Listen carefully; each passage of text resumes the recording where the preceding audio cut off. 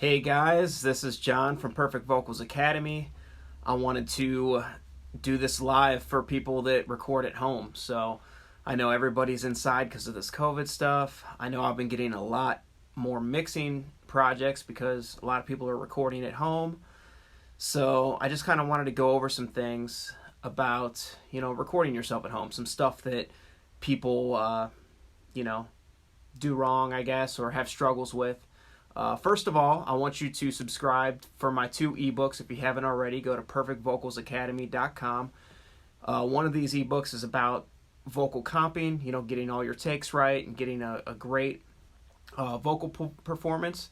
And another one is about vocal mixing. So, both of these ebooks can be very helpful. So just subscribe at the link is in the description.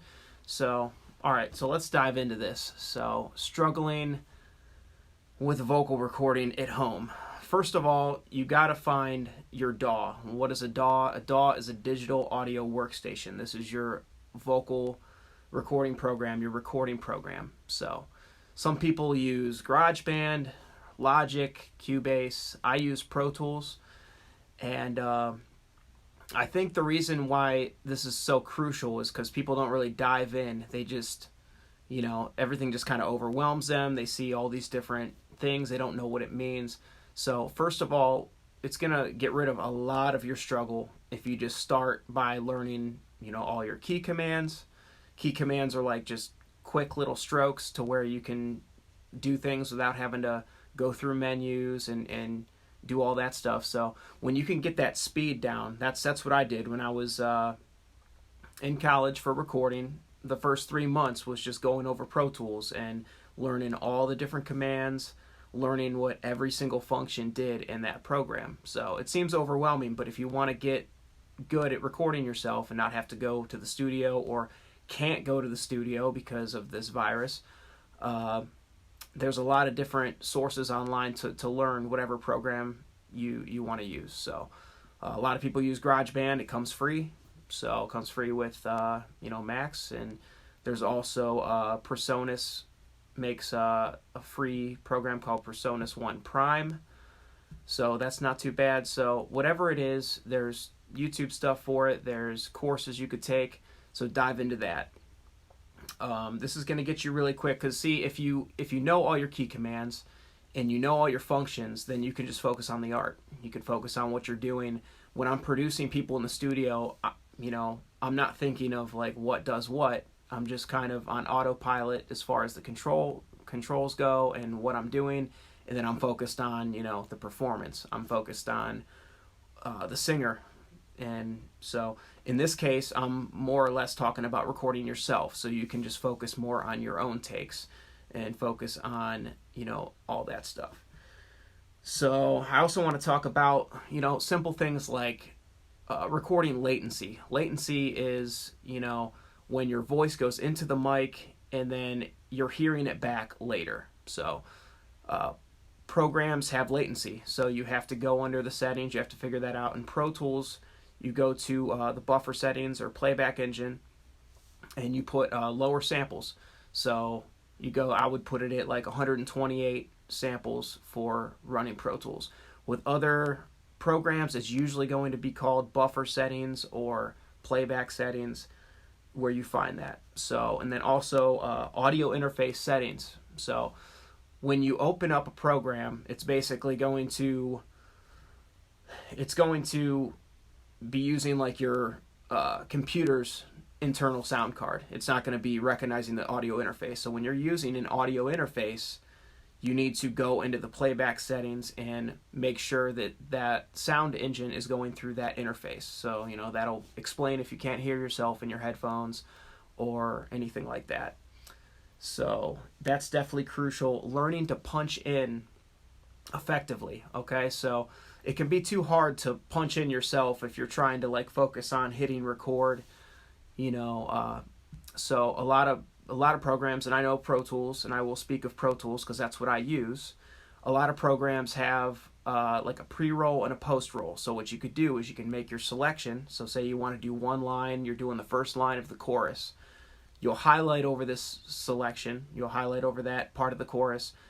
And then you'll have your pre-roll, which is like how much before that line you want to hear, and you have your post-roll, so that just keeps the recording or keeps the playback going after it stops the punch, so that way it's a smooth punch.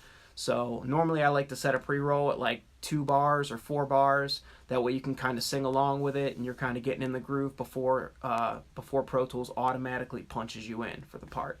So very crucial that you know how to set that up, pre-roll and post-roll in Pro Tools. Using compression and EQ while you record is a very good thing, and I'll tell you why. Because a lot of times you're going to record and you hear yourself and you're like, oh man, this does not sound right, but it's not usually you, because what a lot of people don't know is the microphone, it just kind of picks up the source, but it's up to the plugins and EQ and effects to actually make it to where how we like to hear things. So a mic isn't picking up, it's picking up your voice, but it's just allowing your voice to get louder and get quieter and kind of be dull sounding. Mics don't usually sound the greatest until you start putting the processing on. So put on a compressor, get some gain reduction going on with it. This will flatten out the dynamics a little bit. You'll start feeling it more when you're recording. With the EQ, put some brightness, add some high end, take out some low end, make your voice sound a little bit more crisp. This will just save a lot of headache, because there's been many times to where people have recorded things and they've never liked the way they sound because they're not using any compression or any EQ. Reverb too. You could put on some reverb, because your voice is just going to sound super dry and you're not going to like it either, and you're going to give up. So putting some light settings with EQ, compression, and reverb, preferably just those 3, can really get you feeling it. It'll set the vibe. So very crucial. So now I'm going to go on to understanding gain staging and proper levels.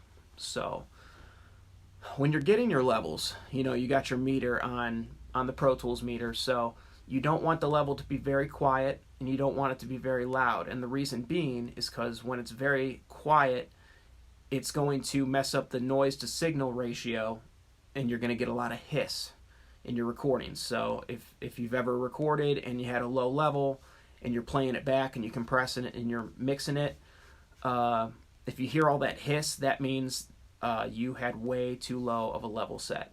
So you want your level to basically go up the meter like 3/4 of the way. I like to go with like 75% of the way up the meter is a good level. Now you don't want it too hot either, because as soon as the audio clips, if you hit that loud note that you're doing or something, it will distort. It will make digital sounds that are not too good, and you can't do anything about that either. You can't really fix that.